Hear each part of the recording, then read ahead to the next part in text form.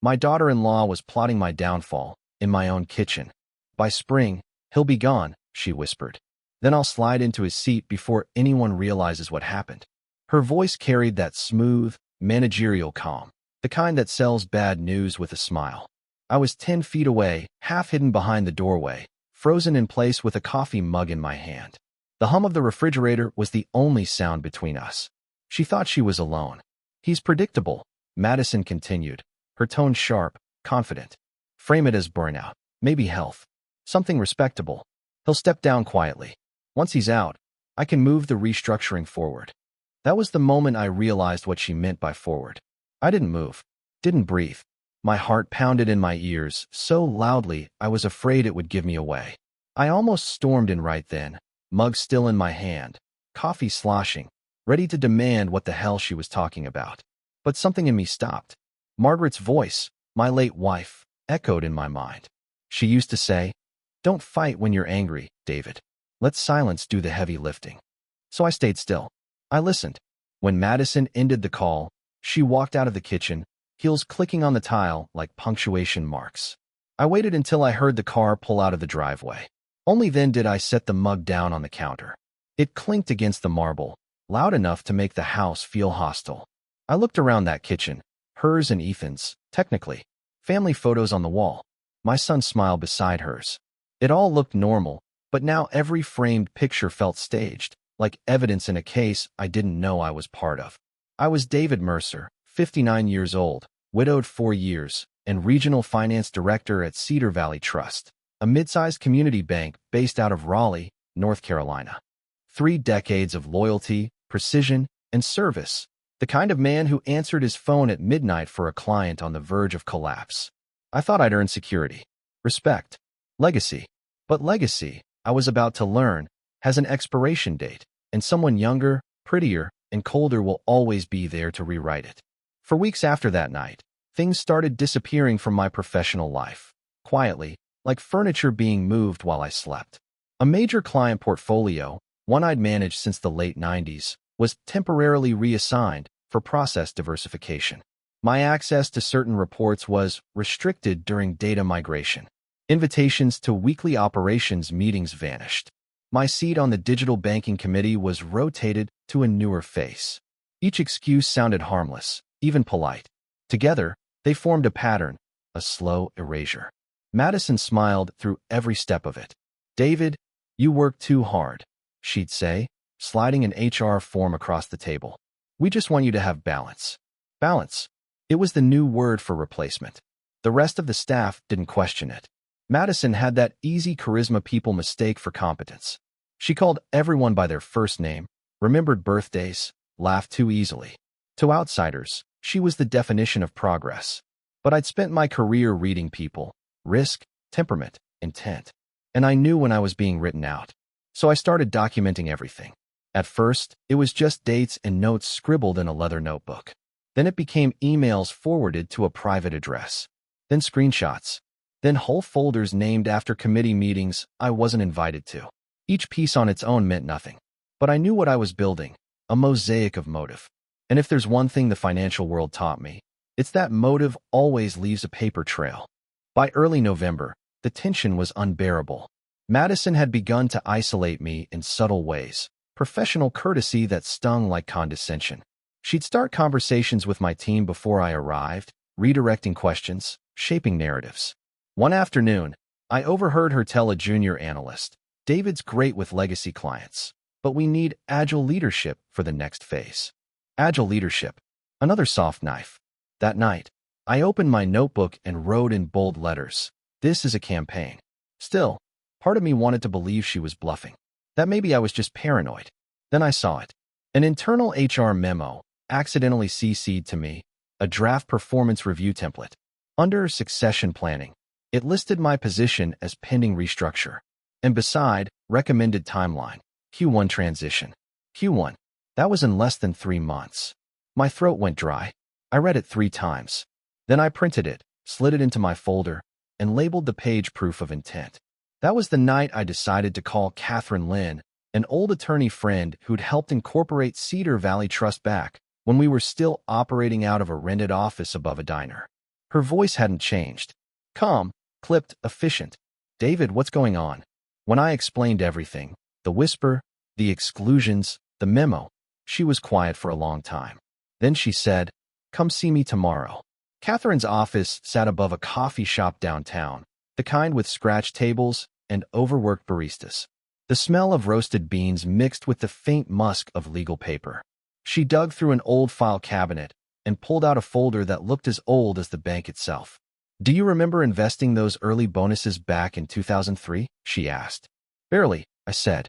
A few $1,000s, maybe. She smiled slightly.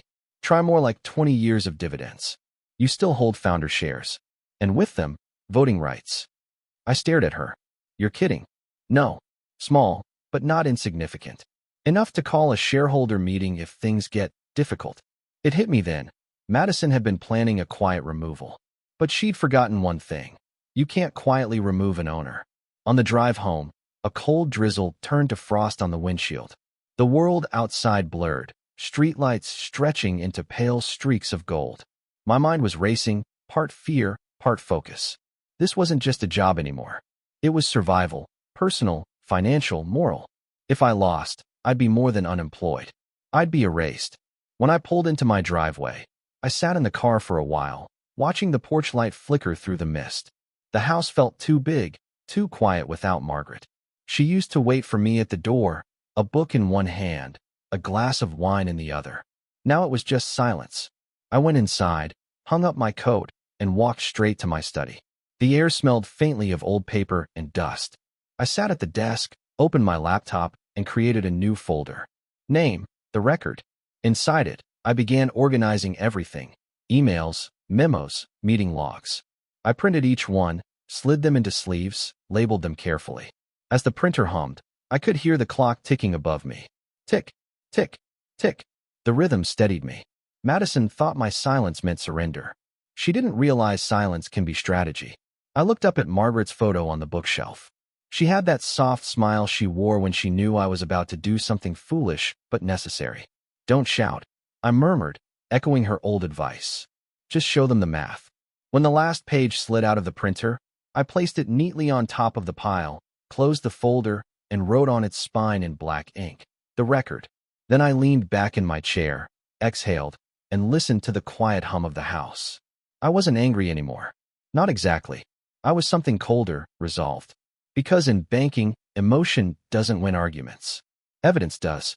And when the noise fades and the liars start whispering, only one truth remains. The loudest person in the room never wins. The one with the paperwork does. The Monday after I started the record, the office no longer sounded the same. Phones rang, printers hummed, but beneath it all was something new, a low, careful hush. Whispers cut off when I entered a room. People smiled without meeting my eyes. Even the coffee machine hissed like it was keeping secrets. The elevator doors slid open with a soft chime. Madison stood inside, scrolling through her phone, that pleasant HR smile painted perfectly on. Morning, David, she said, voice calm, unbothered.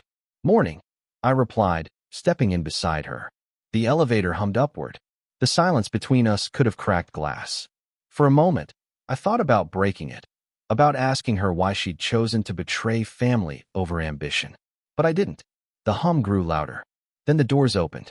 She stepped out first. Let's set up a quick wellness check this week, she said casually, glancing over her shoulder. Routine. You've earned it.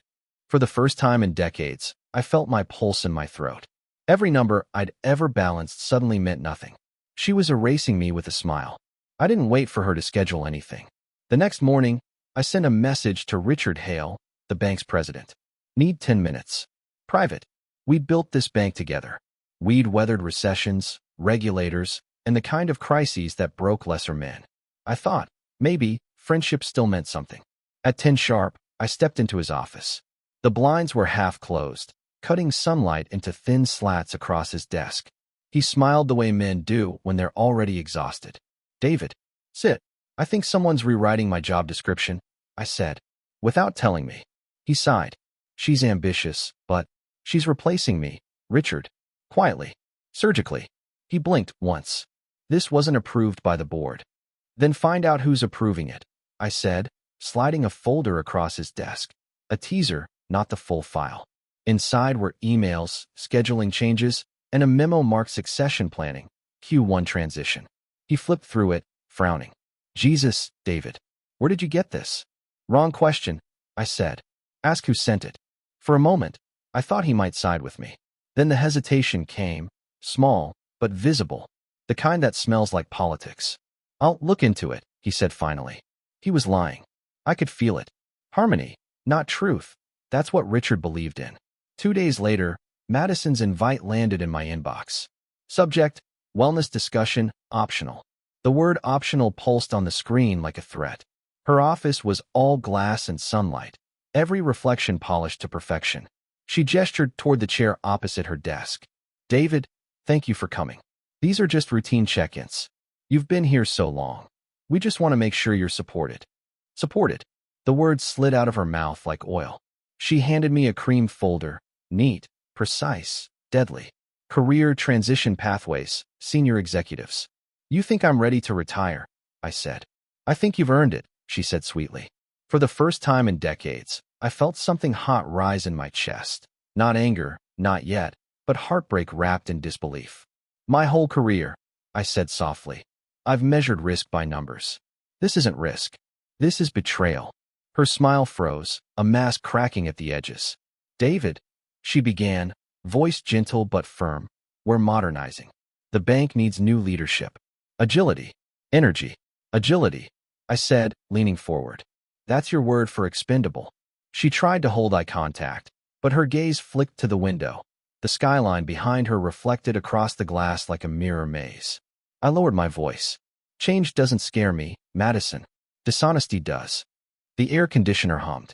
The printer down the hall clicked once, then stopped. Her throat moved, a small swallow. I understand this must be emotional for you. I almost laughed. You think emotion's the problem here? She said nothing. And for the first time, I saw it, the tiniest flicker of fear. She hadn't expected resistance. She'd expected silence. After that meeting, I didn't go home. I went down, deep into the bank's archive level, where paper still lived in rows of gray metal cabinets. The air was cold, the hum of old fluorescent lights faint but steady. I found my employment contract, my non-compete, the HR policy manual. And there it was, buried on page 38. Any transition involving a director-level officer requires full board review and 2 executive signatures. No review. No signatures. Just her. The clause was clear. So was the betrayal. Words on paper, as sharp as any blade. I made copies. Each one sliding through the scanner sounded louder than the last, the printer grinding like a slow, steady drumbeat of war. When I got home, rain had started. Drops hit the window with soft, deliberate rhythm, like someone knocking from the outside. I opened the record, added a new section, policy breach evidence. The printer resumed its low, grinding hum as thunder rolled across the sky. Halfway through, the phone rang. Unknown number. I hesitated before answering. David Mercer? The voice was quiet, nervous. It's Janet Evans. From compliance. Janet, I said slowly. What's going on? Her breath trembled through the line. I shouldn't be saying this. She's rewriting the story, yours. What do you mean? She's been holding closed-door reviews. Telling senior staff you're declining. That your judgment's slipping. My grip on the phone tightened. She's lying. I know, Janet whispered. But she's convincing. Richard's been looped in, too. I don't know who to trust anymore. Thunder cracked outside. Janet, I said quietly. Are you calling to warn me? Or to warn her that I know? Silence. Just the faint sound of rain and her uneven breathing. Then, just be careful. The line went dead. For a long time, I sat there, staring at the phone. The reflection of the rain shimmered across the desk. If Janet was telling the truth, then Madison wasn't just orchestrating my exit. She was rewriting my reputation. But if Janet wasn't, then Madison already knew I was building something. Either way, the war had turned personal. That night, sleep refused to come. Every sound in the house felt amplified. The slow drip from the kitchen faucet, the hum of the heater, the rhythmic tick of the clock by my bed. At 2:15, I gave up. I walked to my study, turned on the lamp, and opened the record. The light pooled across the desk, catching on the edges of paper. Dozens of documents, lined up like soldiers. Margaret's picture watched me from the bookshelf, the same calm gaze she'd worn through every storm. You built a system that protects people, she used to say. Make sure it still protects you. I traced a finger along the folder's edge. The silence felt alive, the kind of silence that hums before lightning strikes. Maybe Madison was right about one thing. Maybe the system needed to change. I'd helped build a place that rewarded people like her, smooth talkers, policy spinners, charm over conscience. Maybe I wasn't innocent in how this culture had grown. But now, I was going to be the one to stop it. I closed the record, the sound crisp and final. Outside, thunder rumbled again, long, deep, and promising. Tomorrow, the silence would turn into noise. The storm never really stopped. By dawn, thunder had faded to a low growl beyond the windows. The house smelled of cold coffee and paper. The clock on the wall said 7:48. Tick, tick, tick. Every second sounded like a countdown. Then the phone buzzed. A single text from Richard. Board wants to meet. Noon. That was all. No greeting. Just Judgment Day on a schedule. I poured the coffee down the sink, grabbed the record, and walked out. Cedar Valley Trust looked the same. Polished glass, polite smiles, but the silence was heavier. People spoke in half sentences when I passed. The elevator doors opened with a soft chime. Madison stood inside, phone in hand, expression composed to perfection. Morning, David. Morning. The doors closed. The elevator hummed, that sterile corporate drone that fills the spaces where honesty should live. When it stopped, she turned slightly. Let's set up that wellness chat soon. You've earned it. For the first time in decades, I felt my pulse in my throat. Every number I'd ever balanced suddenly meant nothing. The boardroom smelled faintly of polish and tension. Richard sat at the head of the table, tie loosened, eyes ringed in fatigue. Madison was 3 seats down, tablet glowing like a weapon. The other directors waited, cautious, predatory. David, Richard began. Thank you for coming. We need to review certain concerns. She's ambitious, but she's replacing me. I cut in. Quietly. Surgically. He blinked, caught between loyalty and fear. This wasn't approved by the board. Then find out who approved it. I slid a folder across the table, a preview of the record. Emails. Meeting notes. One memo stamped succession planning. Q1 transition. Murmurs rippled. Madison stayed perfectly still, fingers laced on the table. David, she said evenly, these adjustments were part of modernization. There's no conspiracy. For 30 years, I said, voice low, I thought loyalty was a shield. Turns out, it's just a slower way to bleed. Her jaw tightened. The air vent hummed like a metronome. Then why? I asked, sliding another page toward her. Does this draft, written by you, call my position pending transition months before any discussion? That's a working note, she said quickly. Not official. No one moved. Richard's finger hovered over the play icon. Then, click. He's predictable. Frame it as burnout. Health issues. He'll step down quietly. Once he's gone, the restructuring moves forward. The whisper filled the room. Then nothing. Not even breathing. Every word she'd spoken made the silence between us louder. Patricia Lang, the oldest board member, broke it. Madison, is that you? Yes, but that recording. No qualifiers. Yes or no. Yes. Then stop talking. The silence fractured like glass. Richard looked sick. Madison's face went pale, then defensive. This is being twisted. I was acting under direction. Richard asked me to explore succession. He stared at her. I said plan for growth, not stage and execution. You didn't stop me, she whispered. That single sentence detonated. The board erupted in side talk. I sat still, hands folded, the eye of the storm. When the shouting ended, Madison was done. Badge revoked. Career ended between heartbeats. Security escorted her out, quietly, surgically, the way she liked things. Richard stayed behind, rubbing his temples. You didn't have to humiliate her like that. I didn't humiliate her, I said. She recorded herself. He looked up, weary. The board will investigate. Good. I closed the folder. I already started. He frowned. What does that mean? Janet Evans called me last night, I said. She warned me Madison was rewriting my story. Richard froze. Janet? David, she's not compliance. She's strategy. She helped hire Madison. The room seemed to tilt. The rain outside pressed hard against the windows. each drop a ticking clock. For the first time since this began, I realized Madison was never the final move. She was the opening gambit. That night, the city lights bled into wet asphalt. I parked in front of my house and didn't move for a full minute. The windshield fogged with my breath. Inside, everything smelled of rain and printer ink. I laid the record on my desk. Its edges were bent now, fingerprints smudging the covers. Margaret's picture watched from beside the lamp. "You'd hate what I've become," I said quietly. "Or maybe you'd understand." The air vent hummed, the same sound that had filled that boardroom. Silence, again, working like gravity, pulling everything down to the truth. I reached for the folder, hesitated, then pressed the power button on the printer. It whirred, came alive, gears clicking like teeth. A single sheet slid out. Black letters glared up from the page. Internal audit, strategic operations. I stared at it, feeling the floor tilt again. If that audit existed, the conspiracy ran deeper than Madison, and someone had just pulled the next thread. Thunder rolled one last time in the distance. Tomorrow, the silence wouldn't be mine to keep. The printer hummed in the dark, like something breathing. A single page slid out, internal audit, strategic operations. Black letters, heavy as verdicts. Someone had already advanced the game. Someone above Madison. I killed the power, the hum died, and the silence that followed felt wrong. Charged, watchful. Rain tapped the window once, then stopped, as if the storm were listening. By morning, the dread had settled into routine. I brewed coffee, didn't drink it, stared at the audit header again. It mentioned unrecorded disbursements, strategic realignments, and my own name, twice. Legacy oversight. Pending evaluation. I was no longer an employee.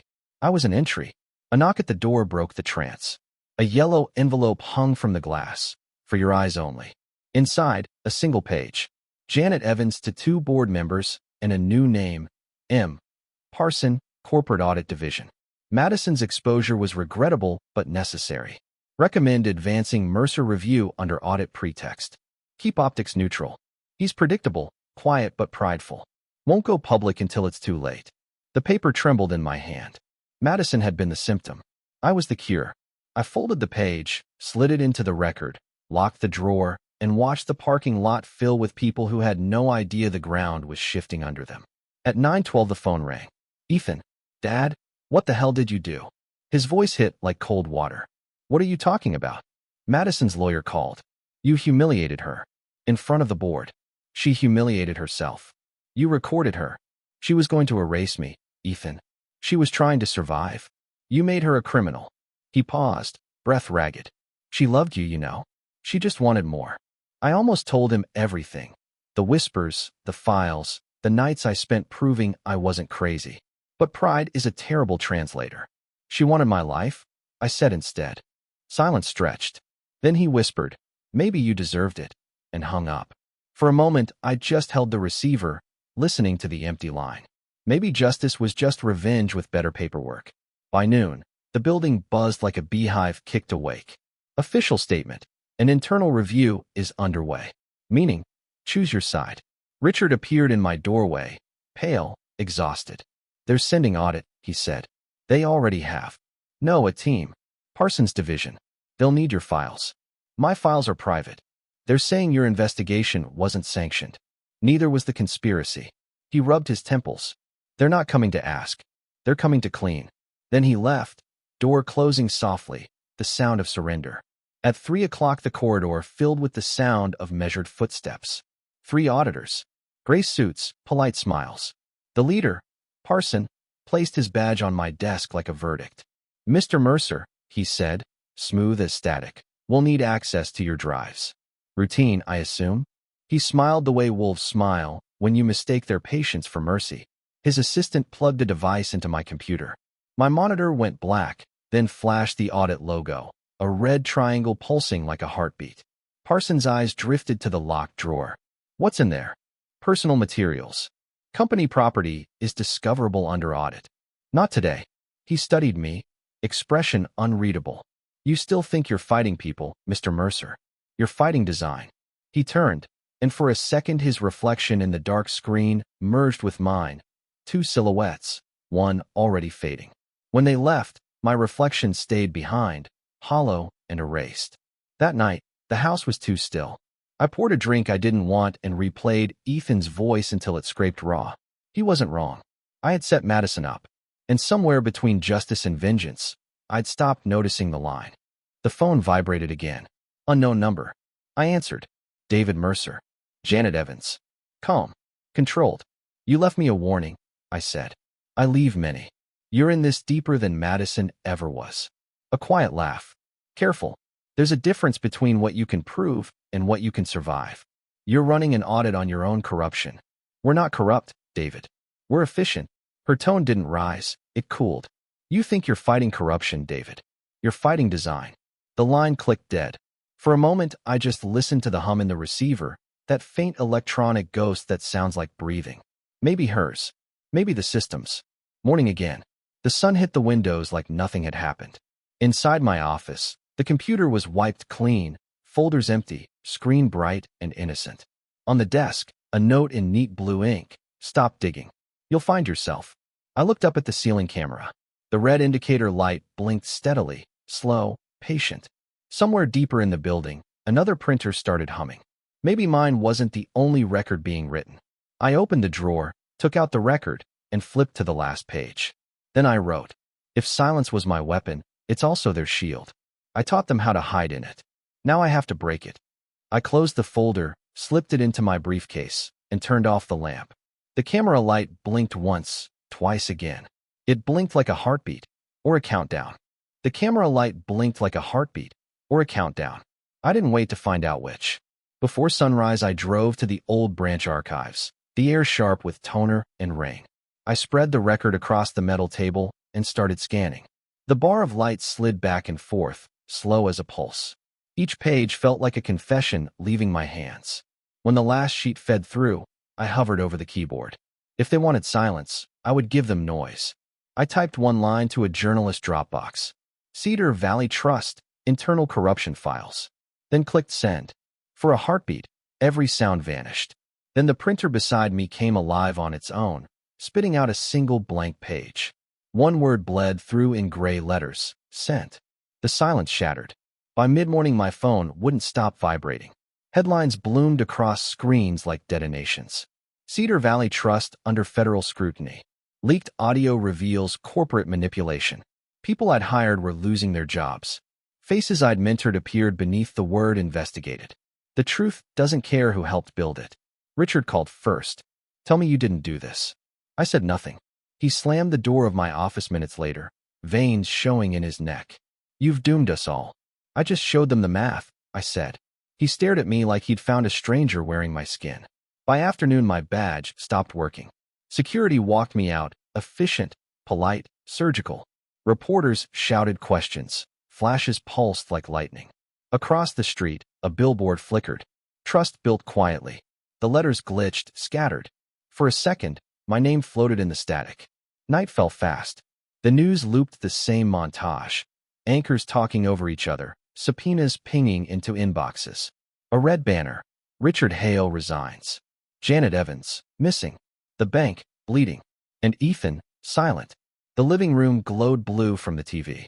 15 years of documents scrolled across the screen, my initials on half of them.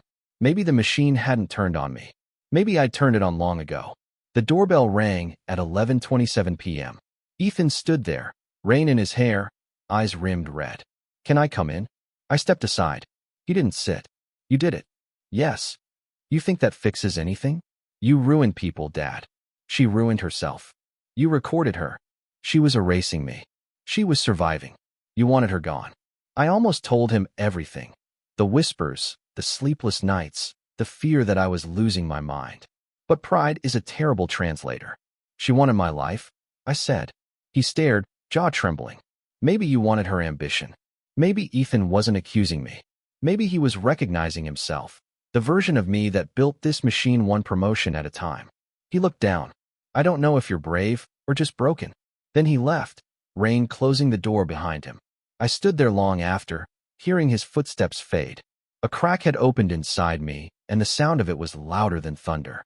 Hours later, my laptop chimed. An email. No sender. No subject. Attachment, camera_feed_01.mp4. The video flickered, static, distortion. For a moment, I thought the corruption was in the file. Then the figure moved. Grainy footage. Me at my desk the night before the leak, blue monitor glow on my face. In the window behind me, a shadow, tall, still, watching. Timestamp, 3:17 a.m. I hadn't been alone. The clip cut to static, then a single line of text. You were never the only one recording. The monitor reflected white across the room, like lightning frozen in place. My pulse matched its flicker. The refrigerator hummed from the kitchen, steady, mechanical. I unplugged it. The hum stopped. Silence settled, dense enough to touch. Then my phone buzzed. A new message. Unknown number. Phase 3 begins tomorrow. I stared at it until the screen dimmed. Somewhere in the dark, the camera light blinked once, twice, and stayed on. It blinked like a heartbeat, or a countdown. The camera light never stopped blinking. By dawn, it had burned a red pulse into my eyes, steady, patient, counting.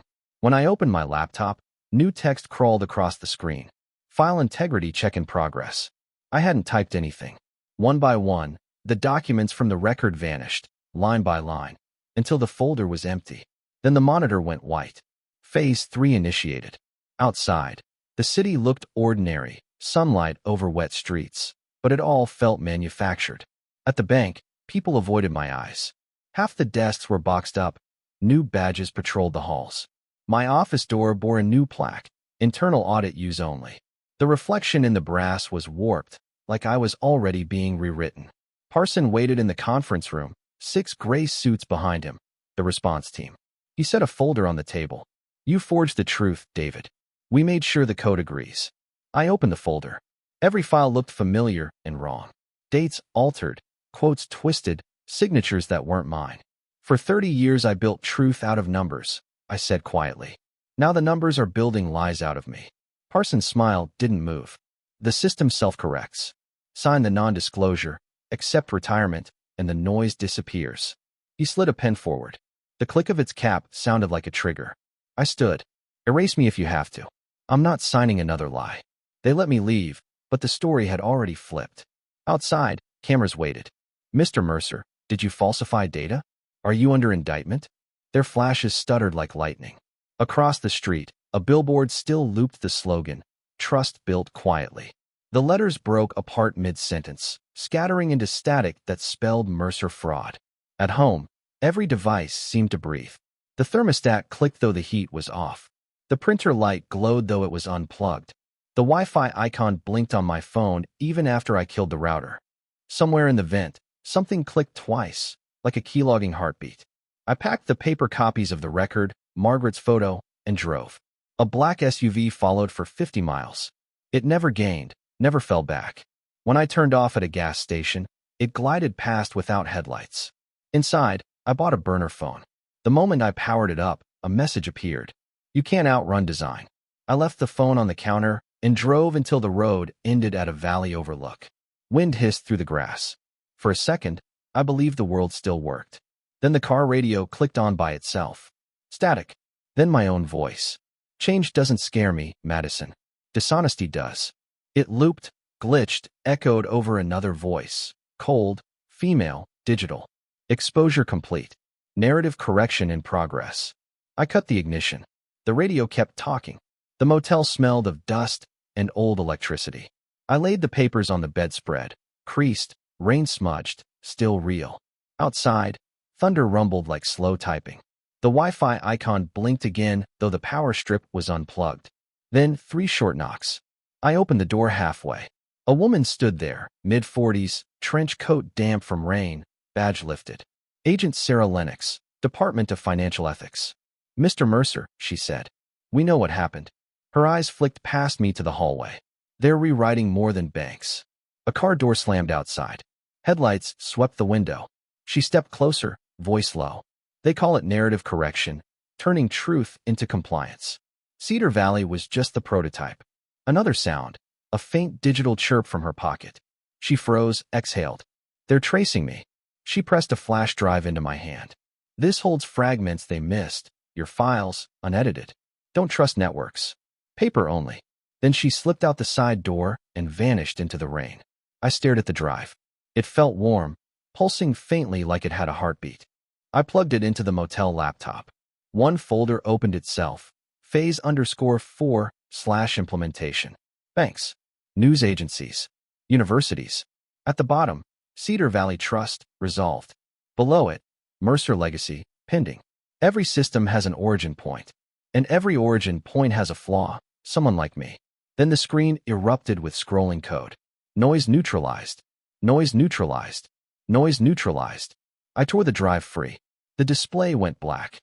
In the dark, I heard a mechanical whir above me, the motel's ceiling camera turning. I grabbed the papers, shoved them into the briefcase, stepped outside. Lightning split the clouds. The smell of ozone stung the air. For a moment, I thought about burning everything, ending it quietly. But Margaret's voice whispered through memory. Patience isn't silence, Tom. It's strategy. I set the briefcase in the trunk. If Phase 3 was exposure, Phase 4 was erasure. And I wasn't ready to disappear. The dashboard lit by itself. GPS coordinates appeared. Cedar Valley main server facility. The radio crackled. Static burst. Then my own distorted whisper. Phase 4 confirmed. I gripped the wheel. Every system breaks, I said. Let's find where this one cracks. Headlights carved through fog as I drove into the storm. Behind me, the motel's red vacancy sign flickered in rhythm. 1 pulse, 2. Then steady, glowing like the system's last heartbeat. Or its next command.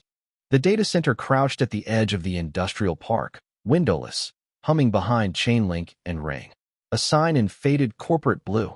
Cedar Valley Data Center. I parked a block away, briefcase beside me. Paper, flash drive, Margaret's photo. The world smelled of metal and wet asphalt. Somewhere inside that fortress, my name waited to be deleted. Inside, the silence was engineered. Rows of blue LEDs stretched into darkness, each pulse a heartbeat of the system. The air tasted like static. A corridor, a keypad, one scratch note from Linux. 0427 knife. The code worked, the lock side open. I slipped between the server stacks, found the terminal Linux had circled on her map. Warm keyboard, screen waiting. When I plugged in the drive, it demanded authorization. Of course it did. A voice behind me said, "You shouldn't be here." A woman in a janitor's uniform stood in the doorway, mop bucket still dripping. Her eyes said agent, not custodian. "Linux told us you'd come," she whispered. "We cleaned the records." She lifted a handheld scanner. "Try your thumb." The device chirped. The console unlocked. On screen, a single directory opened. Phase_4/implementation. Helix called it a narrative correction suite, software that edits the past until the lie passes every audit. Simple. Terrifying. And there it was. Mercer Legacy. Finalize. Execution time, 3 a.m. tomorrow. Someone had scheduled my erasure. I hovered over copy. I wasn't sure if I wanted proof anymore, or forgiveness. Then I pressed enter. The machine roared awake. Screens filled with code, scrolling faster, faster. A red LED flared. Alarm triggered. Lights strobed. My hands shook. Paper fluttered off the desk. Footsteps thundered down the corridor. "You have to go," the woman said. I grabbed the briefcase and ran.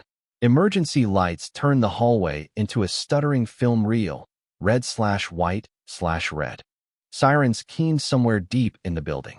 I hit the loading bay door just as it slammed open from the other side. Parsons' team. They moved like code. Precise, merciless. The janitor agent shouted something, threw a flash drive toward me. "Mirror copy. Run." I caught it, dove behind pallets as stun rounds cracked against steel. Sparks rained. Then headlights, the black SUV. Driver's door open. Lennox behind the wheel, shouting, "Now." I sprinted, hit the seat, slammed the door.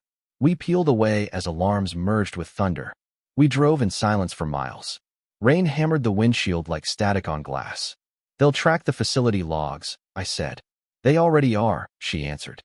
"But we have the mirror. Helix's blueprint, their clients, everything." "Who are they?" "Contract ghosts," she said. "They sell revision, to governments, to banks. Rewrite a record, rewrite a legacy." She looked over. "You were the test subject who noticed." She handed me the second drive. "Hide it somewhere machines can't search, with someone who still believes paper." At the safe house, we booted an old offline laptop. The mirror opened. Client lists. Deployment keys. Helix logos stamped across everything. And at the bottom, That same line, Mercer legacy, finalize. Cute. Every system has an origin point. And every origin point has a flaw, someone like me. I copied the files again, burned them to disk, printed what I could. Lennox placed a trembling hand on my arm. Tomorrow you make it public. After that, whatever happens is history again. Morning bled pale over the plaza. Cameras, reporters, microphones, the new architecture of truth. For years I'd hidden behind numbers. Now they were behind me. Cameras, lenses, eyes. For once, silence wouldn't save me. I stepped to the podium. This isn't about me, I said, voice rough. It's about a system that erases truth and calls it efficiency. I held up the printouts, real paper, black ink. They call it the narrative correction suite. It edits the past until lies pass every audit. Not anymore. The words hung there, naked and human. Reporters surged forward. Flashes strobed. Live feeds carried it everywhere. Behind the crowd, Lennox watched from the curb, expression unreadable. By nightfall, Helix Dynamics offices were sealed. Parson was detained. Janet Evans, wanted for conspiracy. The bank would survive, smaller, meaner, but accountable. I'd lost a career, a reputation, and for a while, my son.